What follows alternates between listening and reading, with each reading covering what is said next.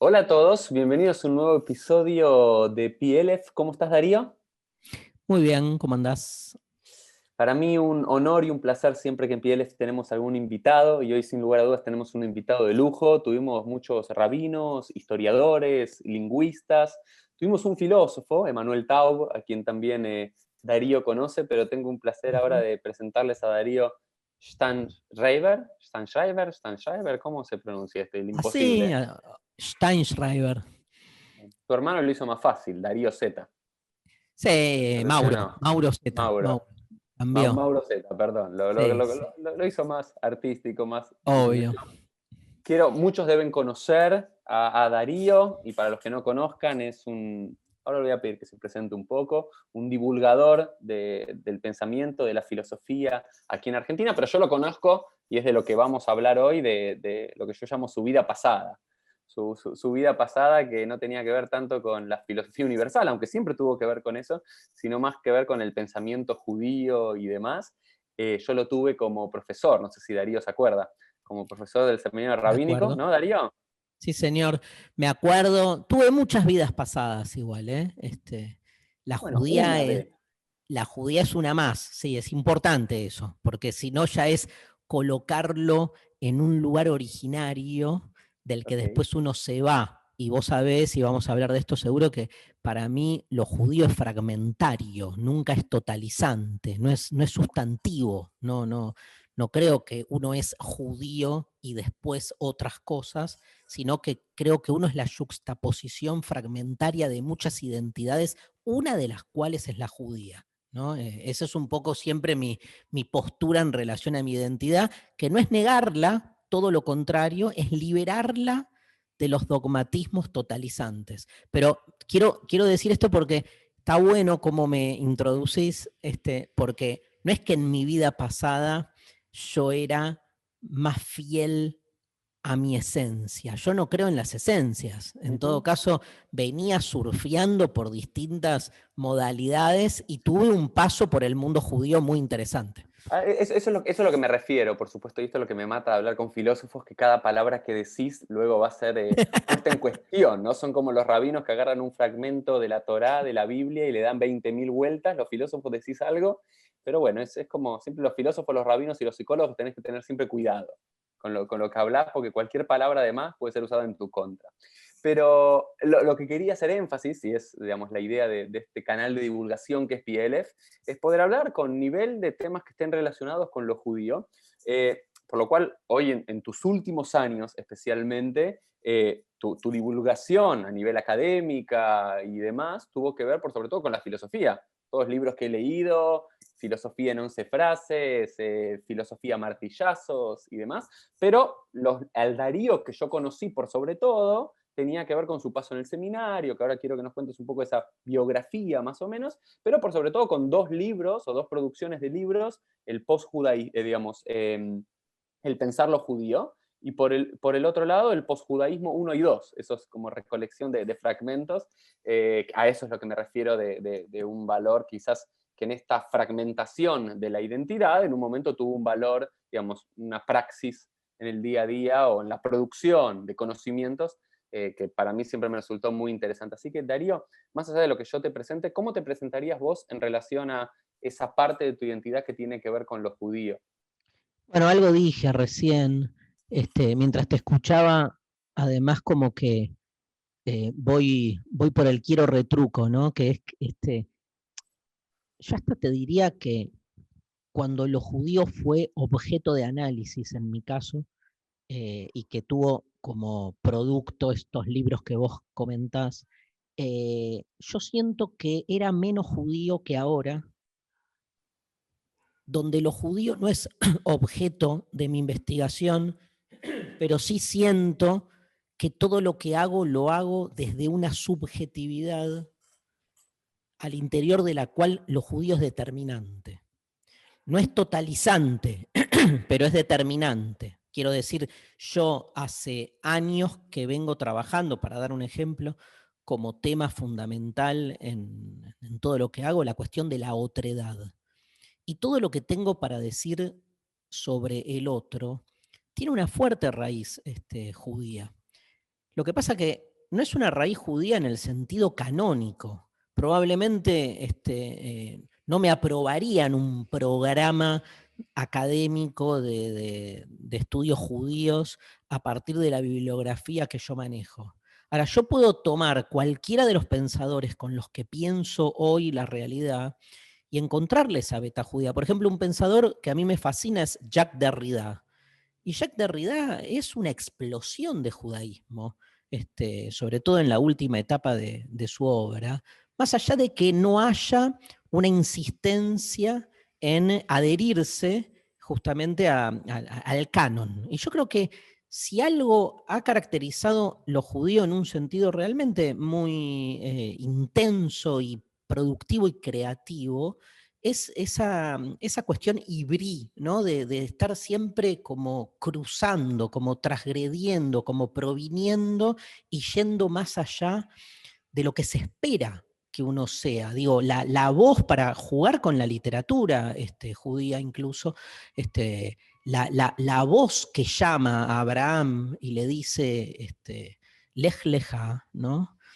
Es una voz que lo llama al riesgo, lo llama a irse al desierto a partir de una promesa incumplible, y Abraham se va, ¿viste? Y deja todo.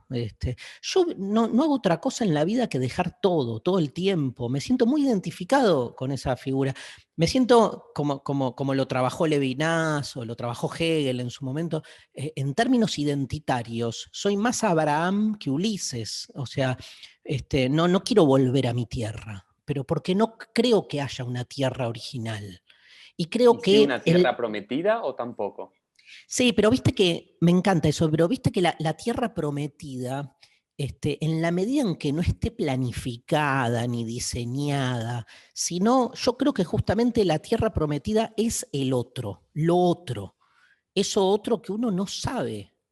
O sea, es ese misterio eterno, y que cuanto más uno esté desarmado de sí mismo, más se deja en todo caso irrumpir por ese otro, ¿no? Y el desierto es un lugar de encuentro con el otro, pero me siento en ese sentido muy identificado con el Abraham que se va a no sabemos dónde, como con el Jesús judío que va al desierto a ser tentado de nuevo. Ese momento de la tentación me parece tan judío a mí.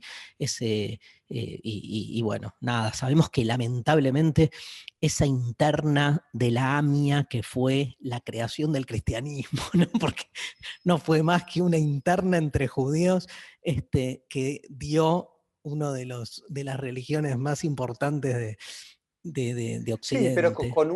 pero digamos, entremos y me parece que contigo, lo mismo que en toda conversación, en buena conversación, si bien tenía planificado unas preguntas, me parece que hay otras cosas que irrumpen en el diálogo y valen más la pena y me animo a preguntarte y a decirte, es cierto, ¿no? Que podemos pensar al cristianismo primigenio como una corriente más dentro de un tema que vos trabajaste que tiene que ver con un término que me gustaría que trabajes y que puedas hablar un poco, que no es un judaísmo, sino los judaísmos, ¿no? Hablar esa idea del plural, pero por sobre todo creo que una de las características que diferenció al judaísmo del cristianismo primigenio tenía que ver con el particularismo, ¿no? Que de alguna forma u otra, los judíos, por lo menos hasta nuestros días, se caracterizó más por una cuestión raigal, familiar, de pueblo, de nación, hasta de raza, aunque suena feo decirlo en nuestros días, y el cristianismo tuvo una apertura hacia el otro por excelencia, el otro, el Sí. politeísta, el otro. Y ahí sí creo que hay una diferencia conceptual muy importante entre lo judío y el cristianismo, que tiene Sí. que ver entre lo particular y lo universal, siendo la palabra católico en sí universal, ¿no? Significa, ¿no? Universal Significa etimológicamente. universal. Sí, ahí yo lo que te agregaría en esa línea, provocativamente, es que tal vez el cristianismo terminó siendo más judío que el judaísmo.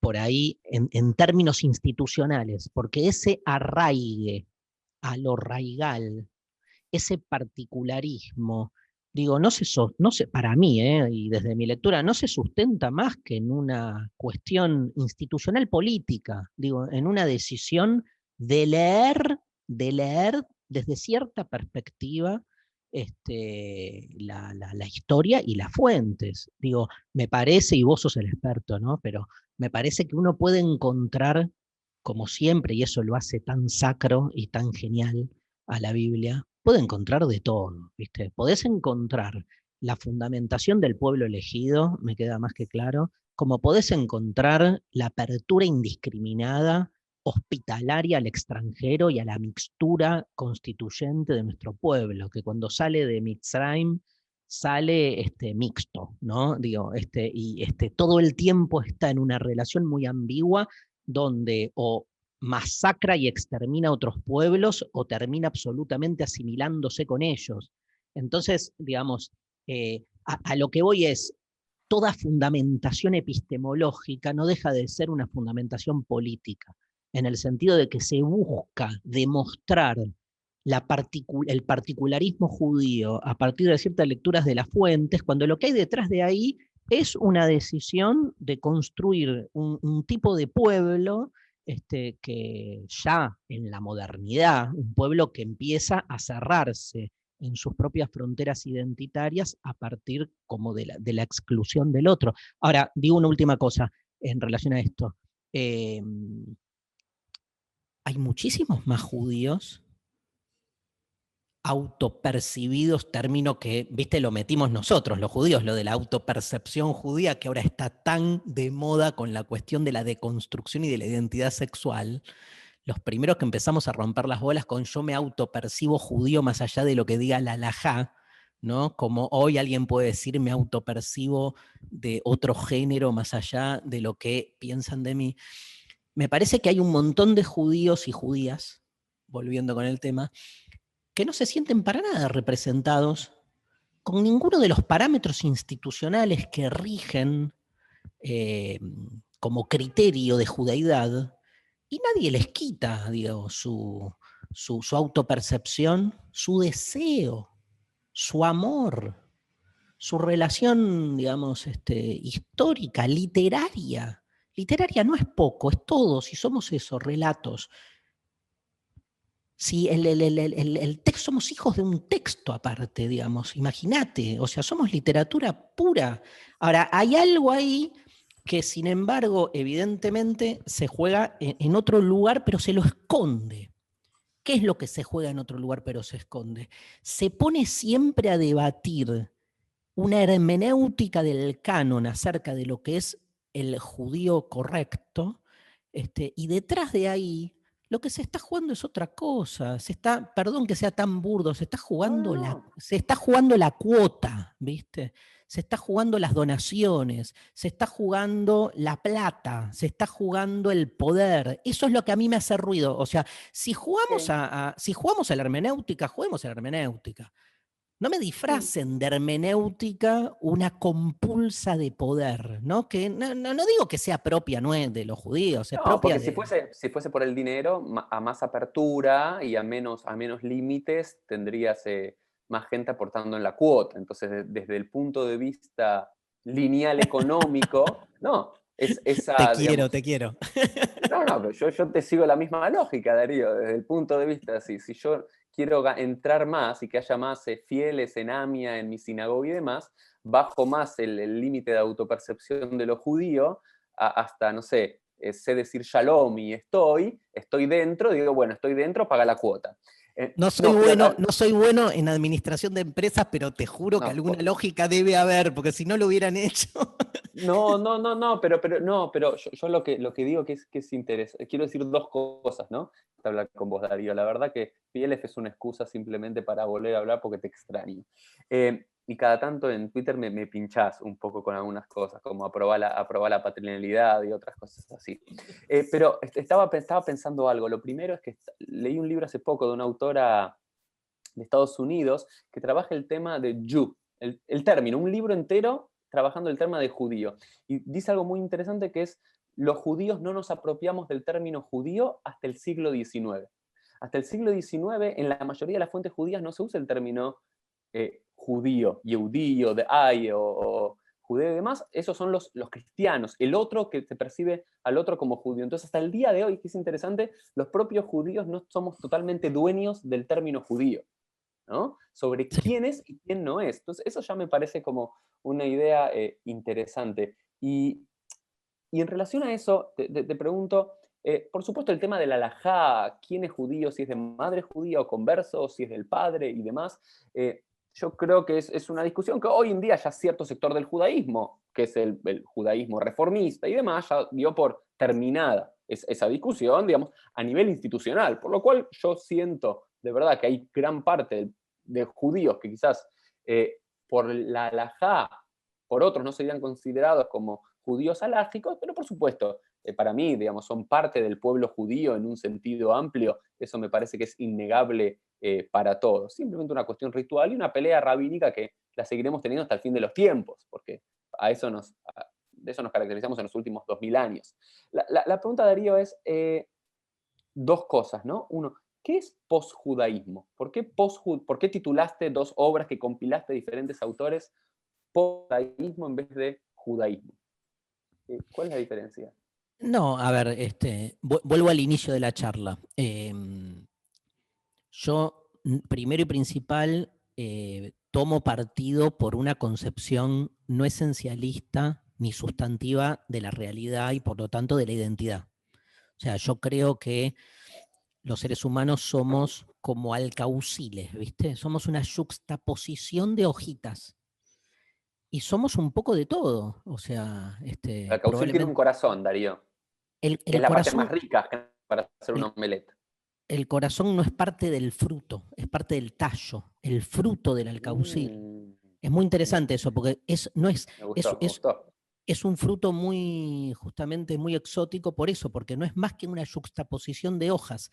A veces yo me pregunto si la historia de la cultura no es que una de esas hojas siempre pretende ser el corazón, ¿no? Que se quiere hacer pasar como la parte esencial, ¿sí? Distinta es la palta, que es carozo puro, que es para mí justamente la otra lectura. Yo te dejaría para un próximo programa si el judaísmo es más parecido al alcaucil o es más parecido a la palta, cuando pensamos en qué es lo sustancial, lo secundario.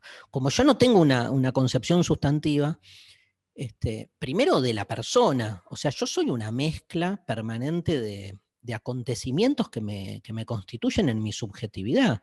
En algunos compartimos, Uri, y en otros no. O sea, no solo compartimos lo judío, compartimos también, digamos, nuestra vocación por la pregunta. Y de repente hay gente, digamos, mucho más cercana a mí en términos ideológicos que es redogmática y no comparto eso.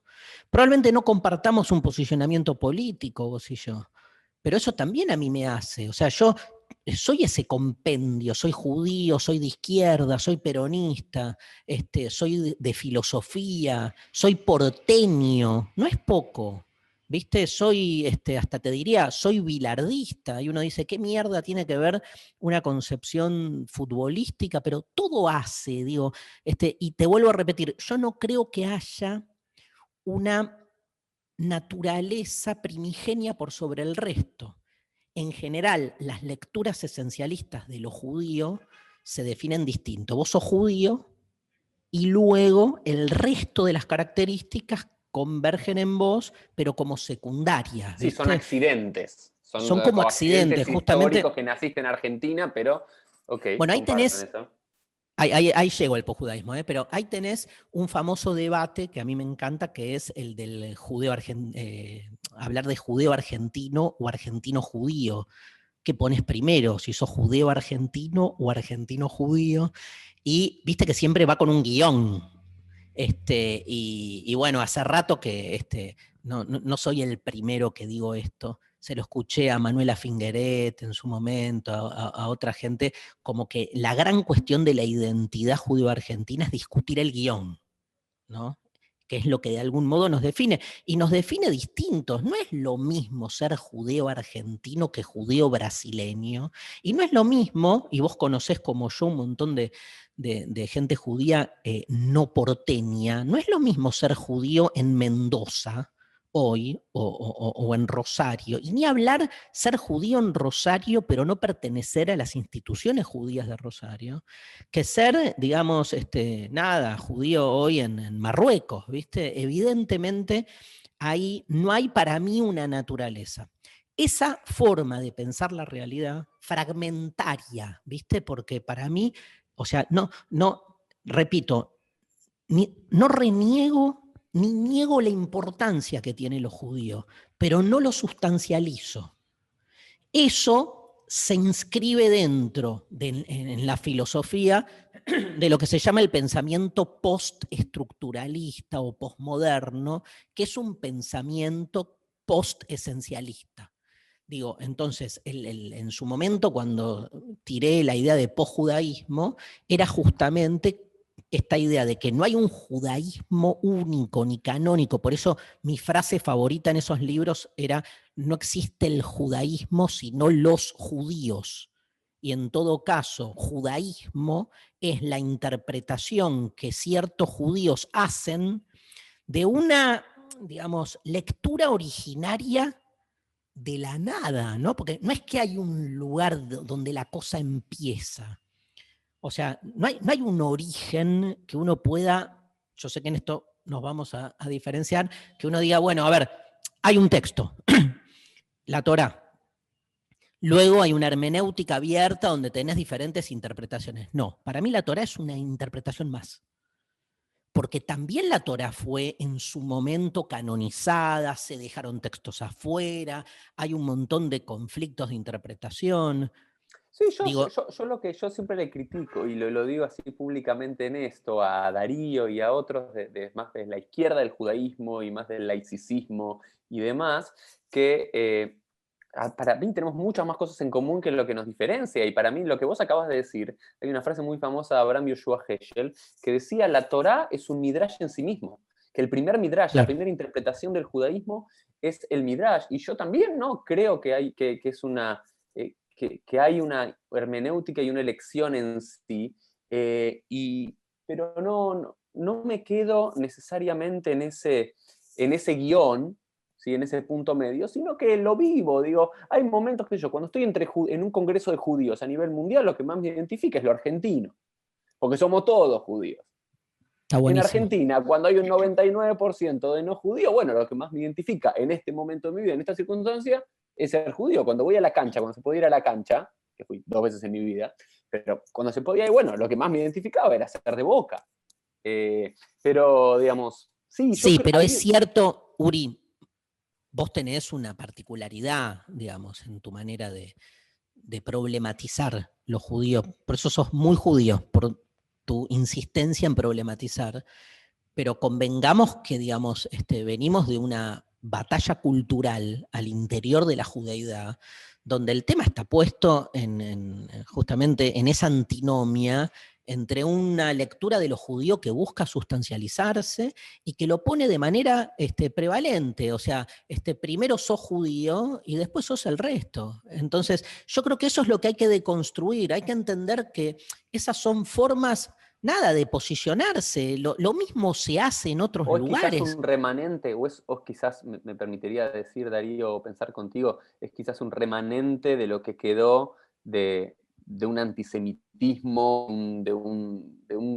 eh, de una batalla contra esa identidad judía de 2000 años, que lo que quedó es este sentido de hay que ser judío a toda costa y mostrarlo a toda costa y decirlo y afirmarlo a cada momento de la vida para no asimilarnos, ¿no? Entonces quizás, pero No cuando lo entiendo. naturalizamos, como muchos judíos israelíes, que quizás se identifican mucho más con el tipo de judaísmo que vivimos que con el mío, todo el Total. judaísmo laico en Israel, que lo normalizaron los judíos, que no tienen que estar mostrando el Maguen David y diciendo palabras en hebreo. Bueno, pero ahí corregime vos, ahí en Israel la identidad judía terminó disolviéndose en una identidad israelí, digamos, En donde parte sí. en algún punto lo israelí se comió a lo judío, terminando siendo lo mismo. Nosotros en la diáspora tenemos esa diferencia, que es mucho más interesante, digo, no en comparación, digo, porque nos obliga a replantearnos la cuestión de la identidad desde otro lugar. Quiero retomar esto último que dijiste del antisemitismo. A mí me parece que o sea, absolutamente entiendo y me crié, yo fui a un colegio judío religioso en la ¿Dónde primaria, fuiste? un colegio que cerró cuando terminé yo. Sí. Fue como Le diste el último martillazo. ¿Viste? Por eso llamaste el tipo filosofía martillazos. El un último colegio martillazo. sefaradí aparte sefaradí, ¿viste? De Villa Crespo, que se llamaba Shlomo Ben Gabirol, un filósofo impresionante. El colegio debe haber terminado en 1980 más o menos. Ahora creo que hay un jardín que se llama Aleph ahí en el edificio, en la calle Gurruchaga. Era el colegio del Templo de Camargo, Ujú. y en ese momento había un famoso rabino en Villa Crespo, el rabino Ángel, que era Claro. una eminencia, y mis viejos habían conseguido una beca, y entonces mis viejos, nada, que nunca se problematizaron los judíos, sí se problematizaban las becas, y como consiguieron, Bueno, eso también es muy judío, me parece, que es una me forma de parece que sí. problematizar lo judío. Me parece que sí, y terminé yendo ahí más que nada por eso, y fue clave, me formé, le agradezco a mi formación judía el haberme hecho lo que soy. Digo, yo me dedico a la filosofía básicamente porque no hacía otra cosa que pelearme con los relatos bíblicos que empecé a estudiar desde los 4 o 5 años y me fascinaban, ¿viste? Y de alguna manera toda esa enseñanza permanente hizo que en mi pelea creativa me dedicara a esto, ¿no? Sí, ¿Y pero, te qué? iba a decir esto, Sí. no, espera, te iba a decir esto en relación al antisemitismo. Digamos que yo creo, Uri, que entiendo esa lógica, también entiendo, porque también somos muchos judíos, que rememorando y santificando la historia de las persecuciones, no podemos sino empatizar con los grandes derrotados de la historia.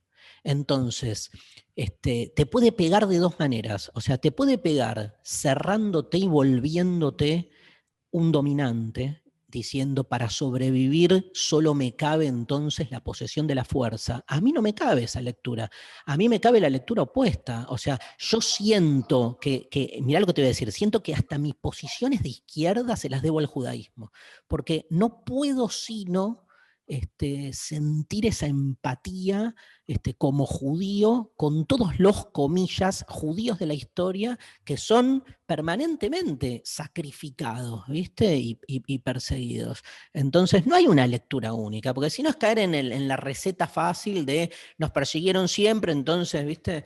No, No, no, yo lo que me refería, por sobre todo, tenía que ver con, digamos, primero, como cultivar la identidad, que siempre me molestó, y vos me escuchaste hablar muchas veces y me insultaron mucho por esto, de que siempre, digamos, poner el énfasis en la Shoah y en el antisemitismo como signo por excelencia identitario de lo judío a través de nos quieren matar, nos odian y demás, y eso genera mucho más adeptos que un pensamiento crítico y que una ni acción hablar. colectiva y demás, porque levanta mucho más la adrenalina que pensar un relato del Génesis de diferentes perspectivas, no sé, la que da de Itzhak. Pero lo que decías, que algo me parece interesante, es hay un autor americano que me gusta mucho, que se llama Shai Held, que él habla sobre que la salida de Egipto para los judíos pudo significar estas dos lecturas. O nos volvemos nosotros en el faraón del otro para que no nos vuelva a pasar, Exacto. o empatizamos con el otro. Y la respuesta bíblica, la respuesta de la Torá es de adaptar la guerra. Amarás al ger, amarás al extranjero. ¿Ok? Como que la propia respuesta judía.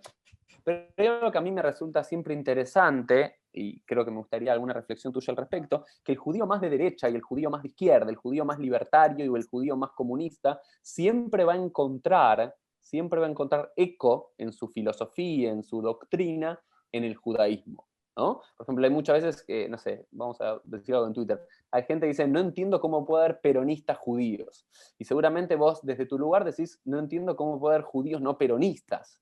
Eh, ¿qué hacemos con él? Porque al final el No, judaísmo no, o no. los textos judíos se terminan simplemente en el eco de lo que yo quiero decir con mi voz, ¿no? Porque vos quizás podés encontrar esta apertura hacia el otro. En lo judío, no sé, hay lecturas talmúdicas que dice siempre es mejor estar del lado de los oprimidos que de los opresores. Es un versículo talmúdico, ¿ok? Mira, Digamos, de los perseguidos y no de los perseguidores. Pero también puedes encontrar lo otro, digamos, siempre, y eso es lo lindo del judaísmo. Entonces, ¿qué es lo judío? ¿Lo uno o lo otro? ¿El judío de derecha o el judío de izquierda o todo? es todo. Todo con sus paradojas. El judaísmo básicamente es una paradoja, ¿no? Una paradoja conceptual que nos permite, digamos, interpretaciones varias. Es muy parecida al peronismo en ese sentido, con lo cual no es casual que yo sienta cierta identificación, porque nos pasa lo mismo en el peronismo. ¿Cuál es el verdadero peronismo? ¿El de izquierda, el de derecha? Ni siquiera Perón es el verdadero peronista, porque, digamos, vivió en una época y asociado a determinado sistema de valores.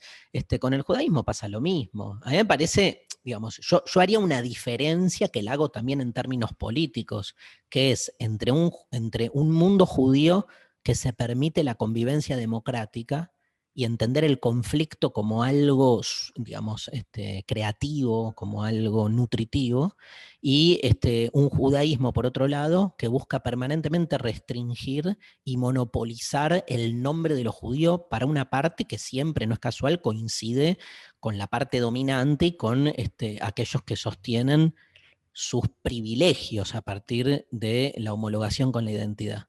Parece que ahí habría una diferencia. Yo creo que el gran debate cultural, la gran batalla cultural de nuestro tiempo es progresismo-conservadorismo. El conservadorismo en todo sentido, que busca realmente apropiarse de las fórmulas de las verdades, que obviamente no hacen más que reproducir lo que el dominante es, en el lugar que sea, ¿viste? Y aquellos que abogamos más por una deconstrucción, donde estamos todo el tiempo planteando el conflicto en un sentido emancipatorio, ¿no? De apuntalamiento de la diferencia. Yo voy más por ahí, ¿sí? No puedo sino, sin embargo, digo, algo, siempre lo cuento y lo aplico a todo. eh, Obviamente el antisemitismo y las persecuciones, yo creo que como bien vos, me acuerdo cuando tiraste ese tweet que se te armó un quilombo bárbaro, digamos, yo hace rato que estoy convencido que son, digo, narrativas que nos dan, por un lado, marco, pero por otro lado nos esclavizan, ¿no? Y nos condenan a cierta unilinealidad. Em, Siempre me quedo con esa famosa entrevista a Hannah Arendt, que debes conocer, que cuando le dicen a Hannah Arendt qué le queda de judía, ¿no? Mostrándole que todo el mundo judío la bastardea. Para mí no hay libro más judío que Eichmann en Jerusalén, y el concepto de la banalidad del mal me parece de una revolución ética que solo desde un background judío alguien podría habérsele ocurrido encarar así el juicio a Eichmann. Pero le dicen a Hannah Arendt, ya no te quiere tu pueblo, judía paria, aparte todas tus ideas son ideas universalistas, como habíamos hablado antes, Uri, como negando la particularidad, y Hannah Arendt tiene la mejor respuesta de la historia, le dice, eh, ¿qué me queda como judía? Muy simple, cuando me persiguen como judía, me defiendo como judía. O sea, cuando me atacan como judía, me defiendo como judía. Después, digamos, estoy todo el tiempo partiendo de la subjetividad judía para pensar la realidad. Ahora, cuando me amalgamo y me encierro, bueno, obviamente, y no me parece mal, digamos. No, pero yo creo que es mucho más rico arraigarse y vivir lo judío desde otro lado, que no tiene que ver cuando alguien te señala cómo o alguien te persigue cómo, levantás más las defensas y sacás más a No, relucir esa parte de la identidad. tenés razón, pero sí, Me parece mucho más rico desde ese lado, de cualquier identidad, ¿eh? También como la identidad argentina, cuando insultan a lo argentino y demás, no, salgo a relucir todo lo que hicimos, la virome, y, Me encanta, y el dulce de leche. Y el Pero dulce de leche. no desde un punto de vista esencialista, de nuevo. O No. sea, vuelvo a la cuestión más relacional. Eh, Mira, te voy a decir algo que en su momento me acuerdo que, bueno, vos te acordás que di clase en el seminario, en otros lados, y había empezado a trabajar este tema que te voy a decir ahora, y medio me sacaron cagando, ¿no? Porque es como, que es la cuestión de la identidad. Yo creo que el problema es la identidad, en términos tradicionales. Lo que pasa que en el mundo judío es más fuerte, hay más veneración por la palabra identidad que por la palabra judía, ¿viste? Cuando ven la identidad judía, es más importante la construcción de lazos identitarios que terminan siendo cárceles identitarias, que después lo que va adentro, como que el contenido da lo mismo, después lo discutimos, ¿viste? Si es No, eso que vos hablás para mí es fundamental, es una discusión que doy todo el tiempo, ¿no? O que trato de hacer, que también me insultan, ¿no? Digamos, con todo el respeto y demás, ¿qué tiene de judío juntarse a jugar al fútbol en Hebraica o en Acoa los domingos? ¿Qué contenido? ¿Qué contenido más allá? Digamos, que hasta si lo pensás es una cuestión, yo sé que me van a insultar por lo que voy a decir, pero lo voy a decir igual, digamos. En un contexto de persecución antisemita es entendible la idea de clubes judíos para mantener, digamos, para poder tener, en un lugar de apertura. ¿Qué te da de identidad judía? ¿Qué te aporta a la vida? ¿Qué te da de sentido que juntarse con otros 10 judíos contra otros 11 judíos a jugar al fútbol un domingo por la mañana? Que no tiene que ver ni con la praxis judía, ni con el pensamiento judío, pero sí tiene que ver con otra cosa de lo judío, no menos importante, que tiene que ver con ese particularismo. Y esa es la pregunta que siempre yo quedo a medio andar con toda este mundo de posjudaísmo y demás. Una pregunta, ¿hay un límite de lo judío y del judaísmo en sí? ¿Hay un límite? Y la otra es, hablamos mucho todo el tiempo, Darío, del pensamiento de los judíos, pero si algo creo que vos y yo podemos acordar también, que en la historia judía, por sobre el pensamiento estuvo la praxis. ¿Qué hacemos con eso en este contexto? Dale, es muchísimo. Empecemos con la primera. ¿Hay un límite para ser humano? ¿Para la definición del humano? ¿Hay un límite? Una persona en Hay un estado límite vegetal. biológico, hay un límite biológico. ¿Hay un límite biológico que diferencia qué? Al humano que del primate. Hay un Sí, pero límite, hay un límite biopolítico que delinea una persona en coma, por ejemplo. Quiero decir, la pregunta por lo humano es la pregunta por los límites, siempre. Y los límites se van corriendo. No te olvides que hace 2000 años, digamos, muchos humanos no eran considerados humanos, entre ellos las mujeres. Entonces, cuando hablamos de límites, parecería que estamos hablando de algo científico, entre comillas, o con ciertas recetas así muy claras, y lo que se está también problematizando es otra cosa, y va cambiando el tiempo y se van moviendo los límites. Yo creo, si me haces una pregunta taxativa, a tipo, los ¿hay filósofos les límite? molesta esto, a los filósofos les molesta esto. No, al revés, te digo, si vos me preguntás me haces una pregunta taxativa, tipo, ¿hay límites o no hay límites? Y me obligás a que te diga, no hay límites. Pero no es que estoy cayendo en un relativismo vacuo, porque cuando yo digo no hay límites, viene siempre uno ahí del otro lado va a decir, ah, bueno, entonces los judíos mesiánicos son judíos, ¿viste? Empiezan con todo el hueveo de esta especie, ¿no? Porque Pero esa es la pregunta desde tu perspectiva. ¿Quién pone? Yo entiendo el cuestionamiento y me gusta y lo hago parte de mis preguntas y de mi militancia y demás sobre si la consideración judía por madre, por padre, un abuelo, el que la se siente institución, y demás. ¿quién pone el Ok, límite? La bueno, institución. pero Es un ¿qué problema se puede institucional. vivir? Ok, pero la pregunta es, ¿se puede vivir un judaísmo o los judaísmos Sí, desde la no institucionalidad? ojalá. Ojalá, yo creo que el judaísmo va a ser libre cuando deje de ser, cuando sea post-institucional. O sea, y creo que hay un montón más de judíos que vivimos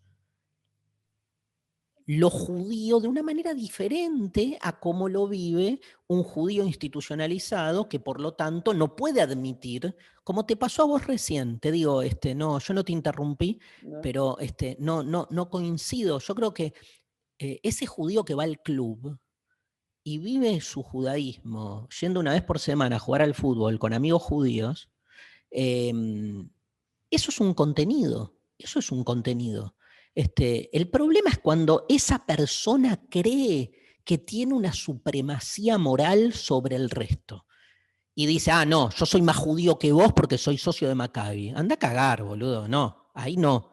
Pero también está mal para mí el que dice, yo soy más judío que vos porque sé o sea, sigo la halajá, o porque sé la Torá de... Yo sé o sea, lo que sé yo de judaísmo, perdón, ¿no?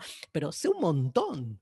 Y sin embargo, para la institucionalidad judía, soy un paria, ¿viste? Y no hay un reconocimiento ay, mirá lo que sabe el boludo de judaísmo.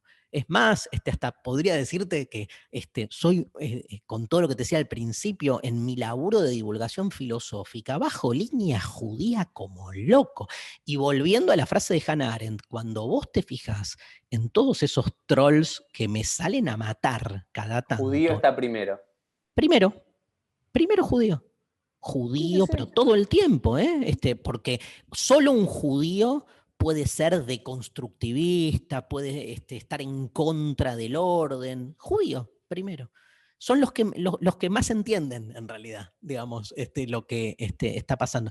Esa es tu la primera pregunta, la del límite. O sea, me parece que lo más hermoso del judaísmo es la pregunta por el límite. Y que no hay por suerte, no hay una respuesta y que la respuesta es política. Cuando digo política es el límite lo pone el que tiene el poder. Ahí yo sigo esa línea. Y la segunda, el tema de la práctica, y bueno, tiene que ver con la pregunta anterior, ¿no? Digamos, también hay un ideal normativo de la práctica judía que en realidad responde a una de las tantas formas de vivir el judaísmo. O sea, ¿qué es lo normativo en ese sentido? O sea, ¿quién define los tres pilares de una praxis normativa que te da el carnet como en McDonald's, el judío del mes, ¿viste? Porque cumpliste. ¿Qué es cumplir? Tener hijos judíos, porque la continuidad, digamos, todos son categorías para mí problematizables, todas. Viste que a Y mí, podemos como humanos, digamos, y ahí es donde yo creo que hay algo que en este mundo postmoderno, este mundo fluido, a la sazón de Bauman y demás, eh, creo que hay algo que quizás podés coincidir o no conmigo, muchos judíos encontraron nuevamente en la particularidad judía, muchos judíos que durante mucho tiempo su militancia social, política, ideológica en otros ambientes, no desarraigados de lo judío institucional, fueron encontrando en los últimos 20, 30 años un contenido particular en lo judío nuevamente desde lo particular, en este mundo tan universal, en este mundo tan cosmopolita. por ¿Entendés que ejemplo, hay un no, en todo este movimiento de los José Bichubá, de los que se vuelven, digamos, ortodoxos o que vuelven a encontrar en las fuentes, digamos, un particularismo que le permite ordenar más su vida o tener una perspectiva más sí. particular, en un mundo que es tan cambiante, ¿no? Porque si hay algo que a mí me pasa, ¿no? Como que yo soy una persona que me conoces, Darío, hace años, amo problematizar las cosas y me encanta discutir y me encanta pensar y salgo de los límites que uno podría pensar el rabino tradicional. Eh, pero a la vez creo que hay una práctica que puedo volver todos los viernes a la noche, que es hacer el kiddush o encender las velas de Shabbat, y eso me da un lineamiento, ¿no? Está Me bien. da como una Yo estructura creo que me que gusta y me sirve, ¿no? y me encanta, y a mí no me pasa por ahí, pero me resulta absolutamente emocionante. Fui a Israel hace muy poco, yo en el 2018, y, digamos, el Shabbat en el kibutz en el que estuve, digamos, me partió el alma, me partió la cabeza, el corazón, o sea, uno se engancha, obviamente, con diferentes cosas. De nuevo, me parece que ahí el problema está en quién levanta el dedito y lee, y bueno, pero me decís que no, pero me parece que el problema que tenemos como judíos es ese, que es que básicamente hay una lucha interna por la apropiación del nombre y del canon del buen judío. Me parece que ese es el tema a deconstruir por sobre todas las cosas. Y me quedé con algo de antes que no lo quiero dejar pasar. También en este mundo posmoderno, está bien lo que decís vos, ¿no? Hay como una especie de concentración en el particularismo más dogmático, que es lo que brinda la ortodoxia por otro lado, o brinda el movimiento para mí más interesante, que es el en el que estás vos, ¿no? El reformismo, el judaísmo religioso no ortodoxo, a mí siempre me convocó, me parece genial la ambigüedad, ¿no? La paradoja, me parece que es genial porque hace agua por todos lados y no hay nada más interesante que eso. Pero hay un fenómeno mucho más laico, en realidad, y estamos terminando, ¿no? Así que Sí, sí, termino sí, sí. termino con Sí, lo sí, peor. tenemos cinco minutitos más que tenía Dale, perdón, unas preguntas tengo, más, tengo, pero cerremos. Sí, sí. Sí, tengo sí, sí. tiempo. Pero, ¿qué es el judaísmo de clase? Ese es otra, ¿viste? Porque eso tiene más que ver vuelvo al Alcaucil, Uri, tiene que ver con otros entramados, donde hay, por ejemplo, hablando de particularismo, ser judío argentino también supone un particularismo, porque hay una relación entre la institucionalidad judía, eh, cierto antiperonismo, el caso Nisman, ¿cómo se llamaba? El memorándum, digamos, que hace que también haya un posicionamiento que en otros países no hay. O vas a Uruguay y al interior del judaísmo no hay grieta, digamos, pero porque se jugó de otra manera, ¿no? Bueno, pero eso también habla de la sociedad uruguaya en sí, que en general la grieta, como la vivimos en la Argentina, excepto en los últimos años, ¿no? No es tan raigal o no es tan así. Pero también lo judío en los 70 también tenía que ver con un Sí, judaísmo mucho más de izquierda. Digamos, si ves sí, en las instituciones judías y los diarios judíos en los años 20, 30, 40, no tenía nada que ver ni con el movimiento reformista ni ortodoxo, era todo, la discusión era yiddish o hebreo. de La, acuerdo. digamos, la Pero hay un discusión era... judaísmo, está buenísimo, pero hay un judaísmo de clase muy propio de estos últimos 10 años.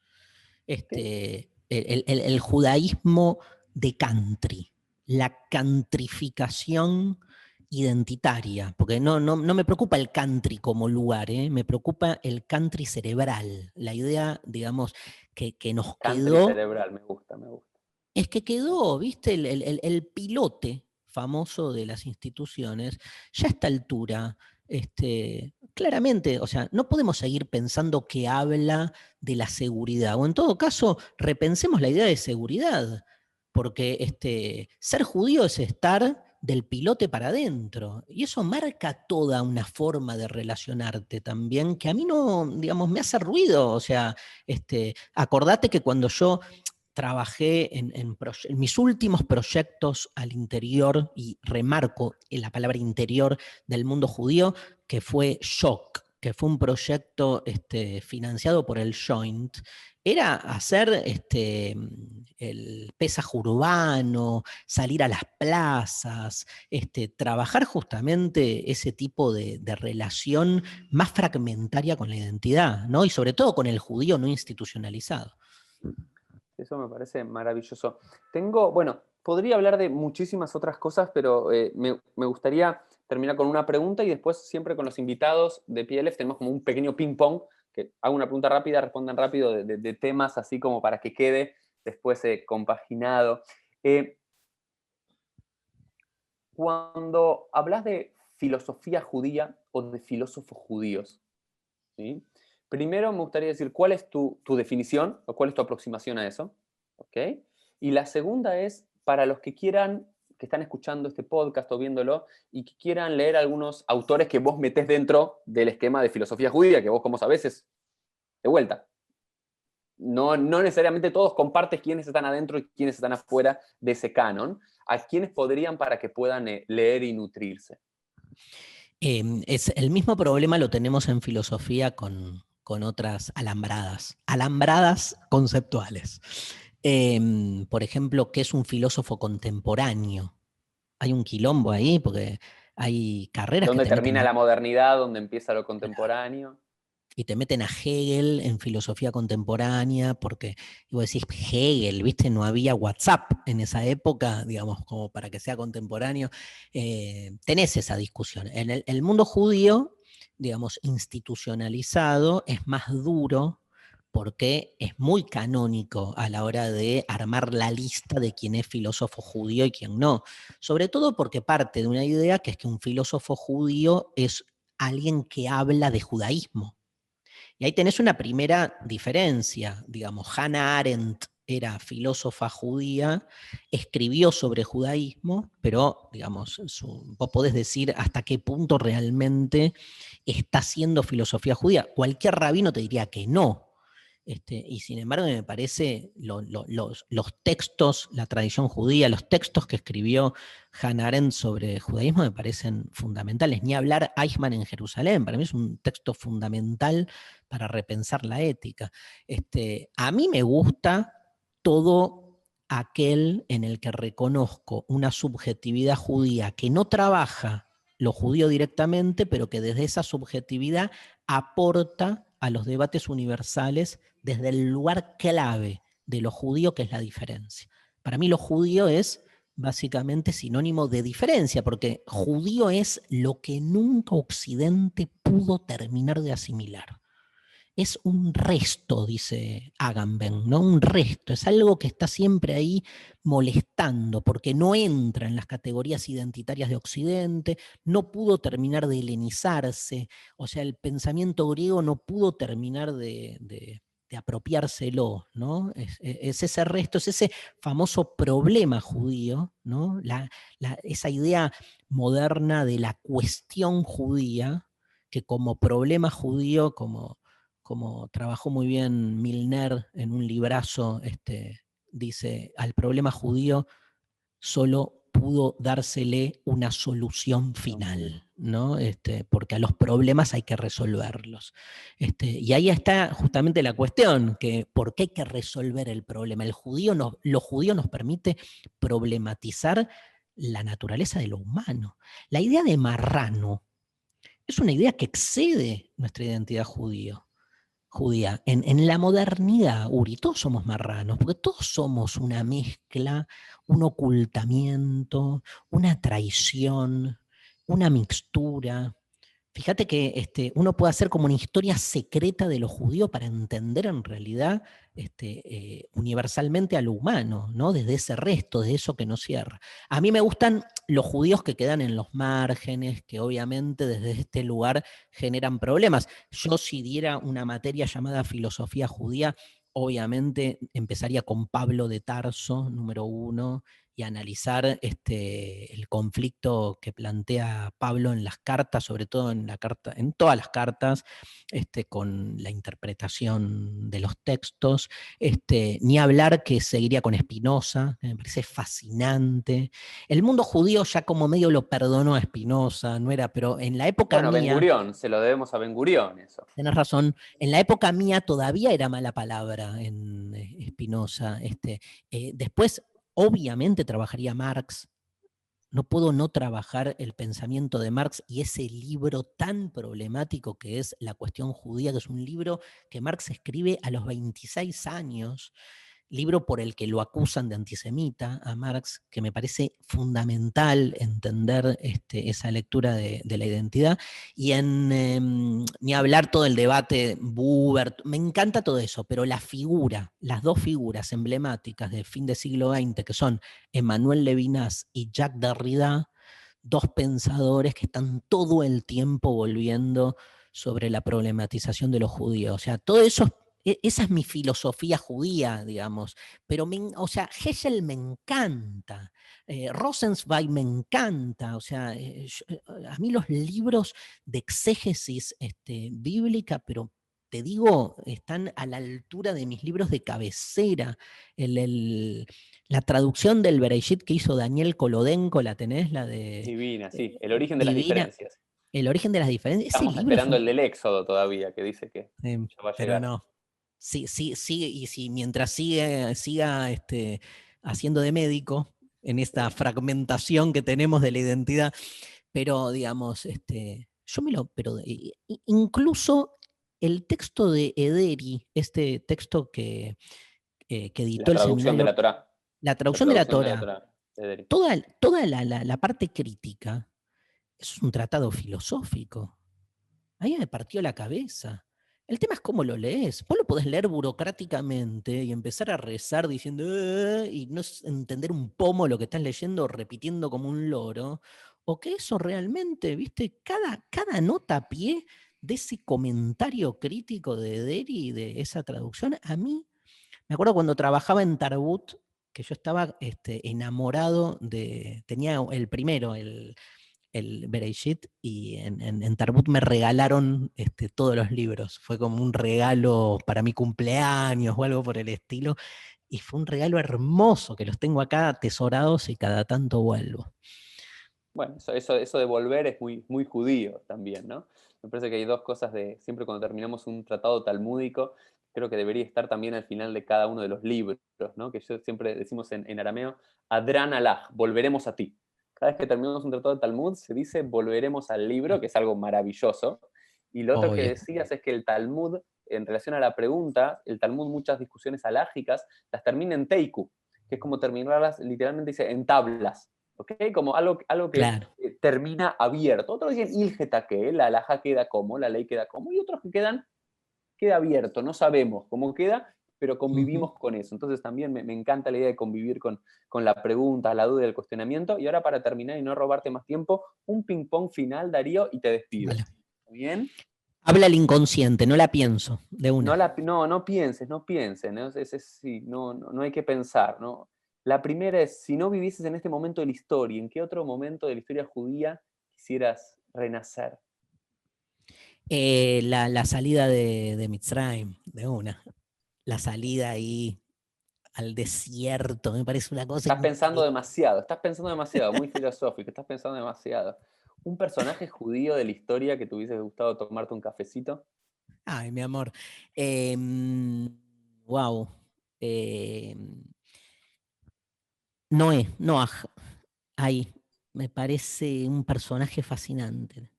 Bueno, podríamos discutir si era judío o no. Está en un texto judío, pero el texto no dice que es Tenés judío. No razón. Es importa, no importa, pero me preabrámico, gusta. preabrámico. Me gusta, me gusta. La serpiente, si no, la serpiente. La serpiente ahí me En el parece Bereshit, al inicio del Bereshit. la más judía de todas los protagonistas de ese momento, ¿no? Ahí. ¿Quién es más judío, Adán, Eva o la serpiente? La serpiente. Y sí. Y después, eh, un episodio de, vos decís que te gustan mucho los relatos bíblicos y demás, un relato bíblico que para vos sea central en tu filosofía o en tu educación, eso que te haya impactado. Sí, mucho, mucho, los uso mucho. Me impacta mucho Caín y Abel. O sea, que los dos primeros hermanos hayan terminado en fratricidio, ¿no? El límite entre la fraternidad y el fratricidio.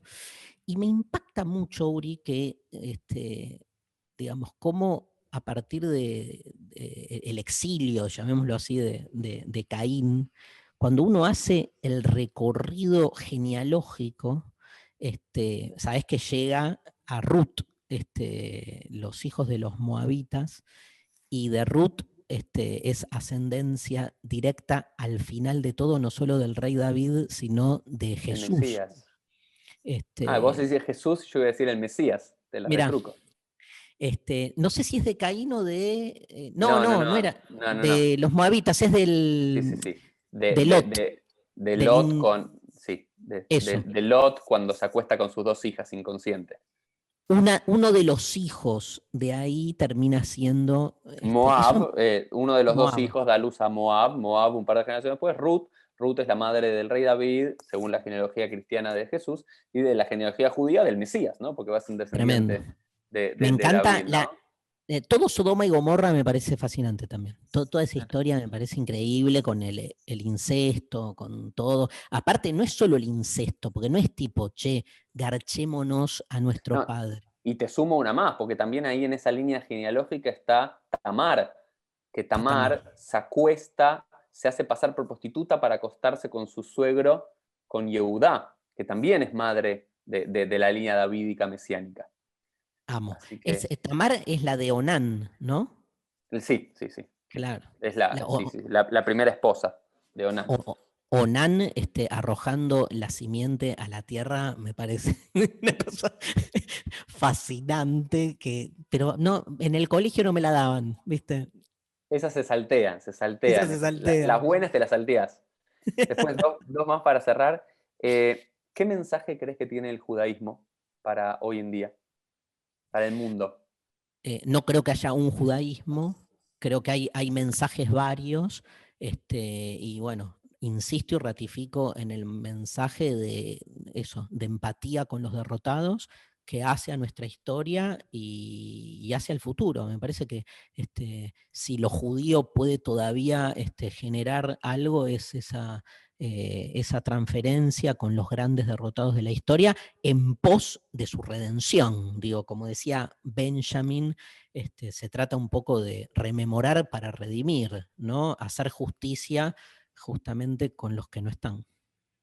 Excelente, Darío. Bueno, hemos concluido este nuevo episodio de PLF. Gracias, Darío, por participar y nos vemos todos en el próximo episodio. Chau, chau.